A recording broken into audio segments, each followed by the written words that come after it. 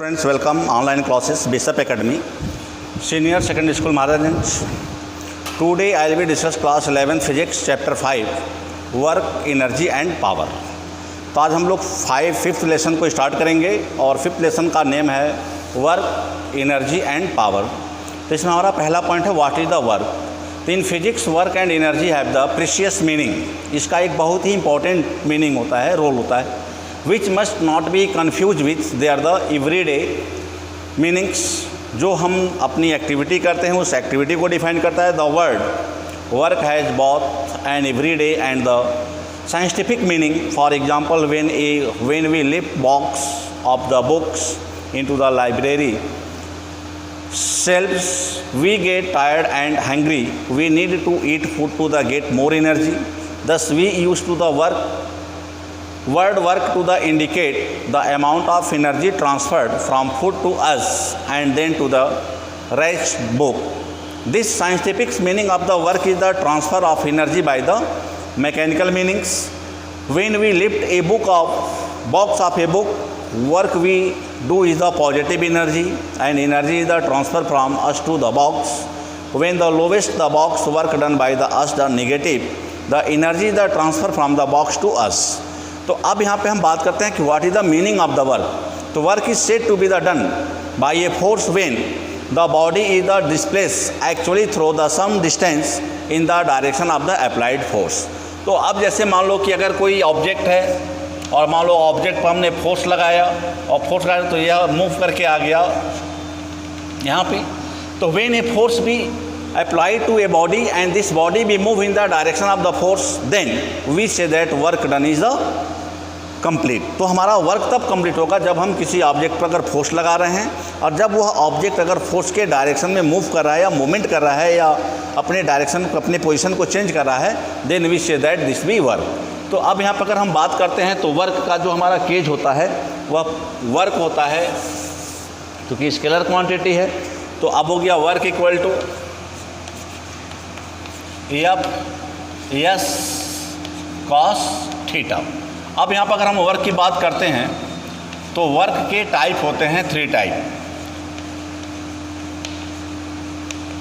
Positive work,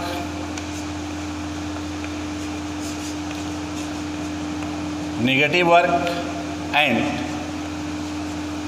zero work. तो they are the 3 type of the work, positive work, negative work and zero work. तो अब यहाँ पर हो गया कि पॉजिटिव वर्क तो F into S cos theta. तो अगर हमारा displacement in direction of force हो रहा है यानी हम जिस दिशा में बल लगा रहे हैं उसी दिशा में अगर ऑब्जेक्ट मूव कर रहा है तो हमारा पॉजिटिव वर्क हो गया. वर्क भी निगेटिव तो W इक्वल टू जब हम एफ एस इंटू कॉस 180 लिखें तो कॉस 180 की वैल्यू हो जाएगा -1 तो हो जाएगा F S in bracket -1 and in this case हो गया माइनस एफ एस. तो इस केज में वर्क निगेटिव हो गया एंड दैट मीन्स अब जैसे मान लो कि हमने फोर्स लगाया इस डायरेक्शन में और ऑब्जेक्ट मूव कर दिया अपोजिट, तो in straight line there the direction भी change in this case theta equal to 180 degree. और जब कॉस थीटा की वैल्यू 180 पुटअप करेंगे तो उस केज में जो हमारा वर्क होगा वो क्या होगा, निगेटिव होगा. तीसरा हमारा है जीरो वर्क. तो जीरो वर्क का मीनिंग क्या है, जीरो वर्क तो इसमें होता है कि when an object they are the working on the perpendicular.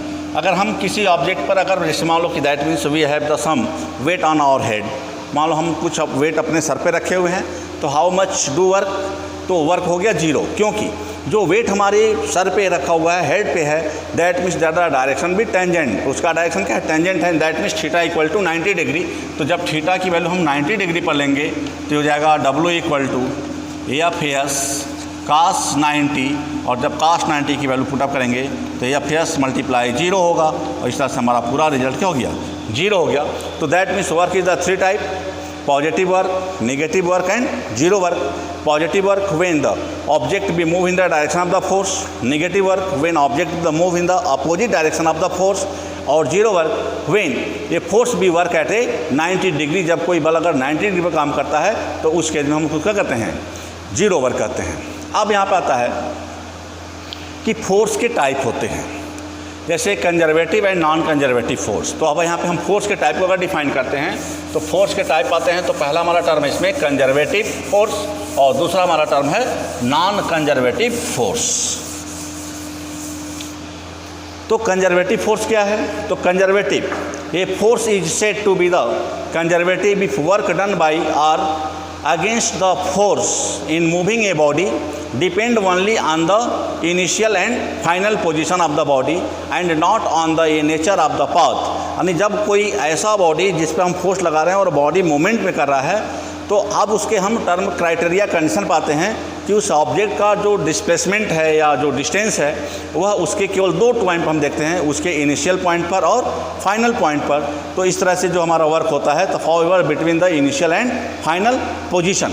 तो अब इसमें अगर हम केस ड्रा करते हैं तो जैसे मान लो ये फोर्स, ये मैं कंजर्वेटिव के लिए बात कर रहा हूँ। तो मान लो यहाँ पे कोई ऑब्जेक्ट है, they are the move down the inclined phase. तो इसका नॉर्मल तो हमने ऊपर दिखा दिया, नॉर्मल रिएक्शन फोर्स। तो इसके अपोजिट हो गया हमारा mg cos थीटा। अब यहाँ पे फ्रिक्शन अपोज कर रहा है क्योंकि मोशन के अपोजिट फ्रिक्शन हो गया और ये हमारा टर्म हो गया क्या, mg sin थीटा। तो इन दिस केज, तो जब यह केज हमारा हो गया तो mg cos थीटा से इसका रिजल्टेंट जो हो गया वो हो गया हमारा mg। अब जो ये हमारा कंजर्वेटिव फोर्स है तो gravitational force is a example of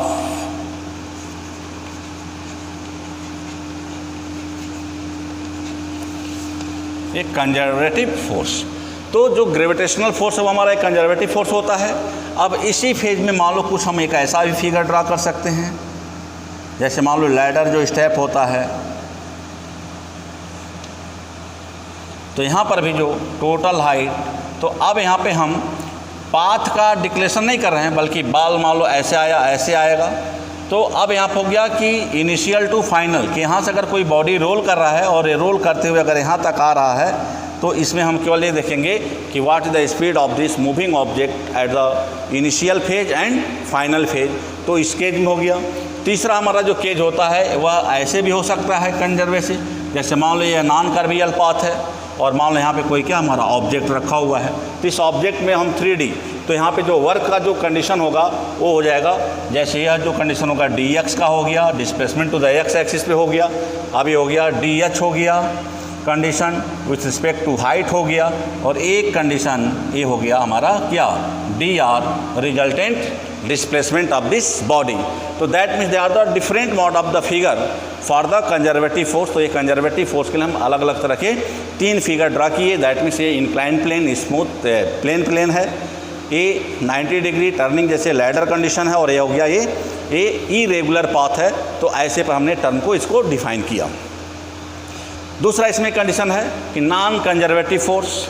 तो what the meaning of the non conservative force दिया कि a force is said to be the non conservative if work done by or the against the force in moving a body from one point to another depend on the path following the between these two position. तो इसके पहले conservative में क्या था कि हम path के condition को नहीं देख रहे थे, हम देख रहे थे कि they are the initial and final position. और इसमें हम इनिशियल टू फाइनल पोजीशन नहीं देख रहे हैं, इसमें क्या देख रहे हैं कि what the nature of the path, इसमें पाथ का नेचर क्या है। तो ना पाथ के नेचर पर हम आते हैं। तो इसमें हम लोगों का जो फिगर ड्रा आता है, तो इसमें जो केस क्या होता है कि इसमें किसी भी कंडीशन में जो वर्क होता है वह लगभग सेम नहीं होता है। तो दैट मीन्स जैसे मान लो ये स्ट्रेट लाइन है, अब मान लो हमने मूवमेंट किया, ऐसे मूव किया, दूसरा हमारा मूवमेंट ऐसे भी हो सकता है या हम ऐसे भी जा सकते हैं। तो इन दिस केज मान लो यहाँ पे वर्क हमने W1 किया, यहाँ पे वर्क हमने W2 किया, और यहाँ इस पाथ में हमने क्या वर्क किया W3। तो नॉन कंजर्वेटिव फोर्स में जब कंडीशन होगा तो इसमें हो जाएगा W1 is not equal to W2 is not equal to W3।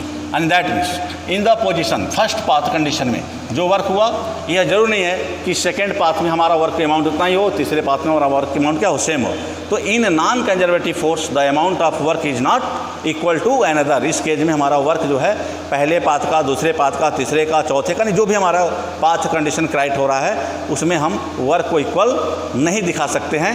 तो that means they are the term of the non conservative force. A force is said to be the non conservative if work done by R against the force in moving a body from one position to another depend on the path follow between these two points।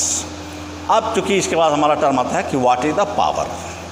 तो power का बहुत simply meaning होता है कि power is the a person और the machine is the defined as the time rate of the which work, कि हमने जो वर्क किया, पावर का जो हमारा केज है डूइंग रेट ऑफ वर्क, इसको भी कह सकते हैं सिंपलेस्ट लैंग्वेज में।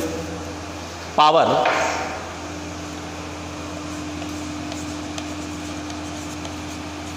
तो पावर को कह सकते हैं doing rate of work is called power and power भी डिनोटेड बाई P। तो अब यहाँ पे जो हमारा कंडीशन हो गया, तो पावर को हम P से डिनोट करते हैं। तो डिफिनेशन कर रहा है कि power equal to work upon time. तो अब मान लो कि हम a small amount of work लेते हैं dW बाई और स्मॉल अमाउंट ऑफ टाइम लेते हैं, कि मान लो कि एक शॉर्ट टाइम में एक सिस्टम जो वर्क कर रहा है, एक छोटा वर्क कर रहा है, तो dW बाई dt। तो अब यहाँ पे हम लाते हैं टर्म को P इक्वल टू dW को लिखते हैं F into D S by D T. ये कंडीशन हो गया। तो F इंटू डी एस, तो अभी हो गया P equal to F into D S by D T, और D S by D T को हम लिख सकते हैं वेलोसिटी। तो that means power B equal to force multiply by velocity of this moving system. तो अब किसी भी सिस्टम का अगर पावर निकालना है तो उस सिस्टम पर कितना फोर्स लग रहा है और उस फोर्स के कारण व्हाट भी वेलोसिटी ऑफ दिस सिस्टम, उस सिस्टम की क्या वेलोसिटी है, तो product of the force and velocity be equal to the power of system. और इस तरह से अगर हम बात करें तो इसका यूनिट हमारा हो गया क्या, जूल पर सेकेंड, और वन वर्ड में इसके यूनिट को हम लोग क्या कह सकते हैं, वाट कह सकते हैं। और इसका डायमेंशनल फार्मूला होता है ml 2T⁻² upon T work upon time, ये हो जाएगा ml2 और T⁻³ is the dimensional formula of the power. और यह पावर का हमारा डायमेंशनल फार्मूला इसका डिफाइन हो जाएगा। पावर के बाद जो हमारा टर्म इसमें आता है, तो अब यहाँ पे जो हमारा केज आया कि वर्क क्या है, तो वर्क हमने डिफाइन किया कि वर्क के टाइप डिफाइन किया, फिर उसके बाद से वह वर्क किस तरह के फोर्स हो रहा है, कंजर्वेटिव फोर्स के थ्रू हो रहा है या नॉन कंजर्वेटिव फोर्स के थ्रू हो रहा है। तो हमने फोर्स के बाद से तो आया पावर पे। पावर के बाद हमारा टर्म्स जो हैगा वो, तो इसमें अब नेक्स्ट वीडियो में बताएंगे कि पावर के बाद हमारा जो एनर्जी का केसेज है। तो thank you for watching this video student, and the next video I discuss the related to the energy terms.